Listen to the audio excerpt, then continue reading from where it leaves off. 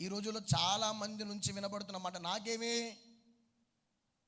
నా బ్యాంకులో బ్యాలెన్స్ ఉంది, నా భార్య ఉంది, నా పిల్లలు ఉన్నారు, నాకేమి, దేవునితో నాకేంటి, మందిరానికి నేను ఎందుకు వెళ్ళాలి, సేవకులంటే ఎందుకు గౌరవించాలి, నాకంటూ అన్నీ ఉండేగా, నీకు నాకు నీకు అన్న మాట వాడేవంటే జాగ్రత్త సోమ, ఏడో పడిపోబోతున్నావు.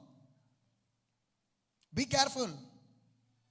నేను అన్న మాట క్రైస్తువులు వాడకూడదు, దేవుని కృప అన్న మాట వాడాలి. ఇది నా సంపాదన అండి, నేను కష్టపడ్డానండి, నా తెలివండి, నా జ్ఞానం అండి, నా బలం అండి, అందుకే ఇంత సంపాదన అన్నావనుకో నిమిషం ఎగిరిపోతాయి మొత్తం. మరి ఏం వాడాలి? యేసయ్య జ్ఞానం ఇచ్చాడు, ఆ జ్ఞానంతో ప్రభు నాకు ఈ సంపాదన ఇచ్చాడు. యేసయ్య నాకు బలం ఇచ్చాడు,